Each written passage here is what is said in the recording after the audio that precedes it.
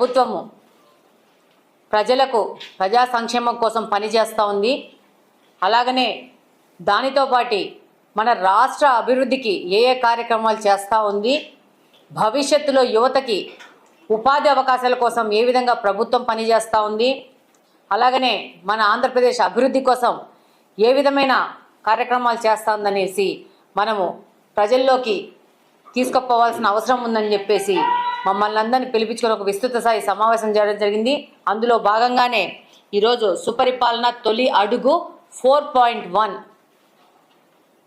ఏ విధంగా మనము ఈ 4 సంవత్సరాలు, ఒక సంవత్సరం గడిచింది. ఈ సంవత్సర కాలంలో ఏ విధంగా ఎలక్షన్ ముందు చెప్పామో ఆ విధంగానే పింఛన్లు 3 నెలల బకాయిలతో కలిపి ఇస్తూ ఎంత బాగా 1వ తేదీ సాయంత్రంలోగానే పింఛన్ల కార్యక్రమాన్ని ముగిస్తూ ఉన్నారు. ప్రతి ఒక్క లబ్ధిదారికి పింఛన్ వెళ్తూ ఉంది.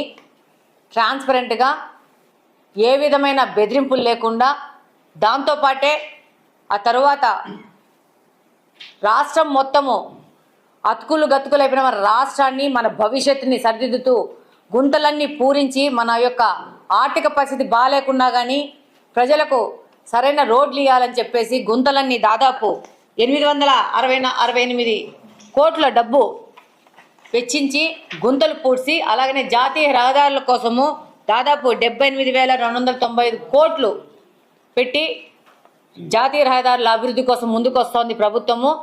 అలాగనే రోడ్లే కాకుండా నెక్స్ట్ ఏ విధంగా చెప్పామో ఆ విధంగా దీపం పథకాన్ని ప్రజలకు అందిస్తూ పేద బలుగు బలహీన వర్గాలకి 3 సిలిండర్లు సంవత్సరానికి ఉచితంగా ఇస్తూ ప్రభుత్వము వాళ్ళు చెప్పిన 2వ ప్రామిస్ని కూడా పూర్తి చేసుకుంది.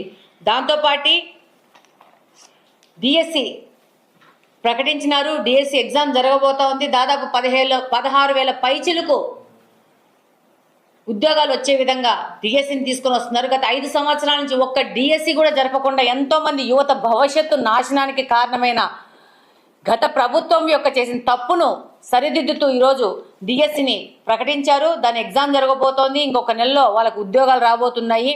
దాంతోపాటు మొన్ననే లాస్ట్ మంతే తల్లికి వందనము, ఎంతమంది పిల్లలు ఉంటే అంతమంది పిల్లలకి తల్లికి వందనం పేరుతో వాళ్ళకి స్కూల్ ఫీజుల కింద ప్రభుత్వము ఏ విధంగా చంద్రబాబు నాయుడు చెప్పినారో ఎంతమంది పిల్లలు ఉంటే అంతమంది పిల్లలకి అని చెప్పేసి ఆ పథకాన్ని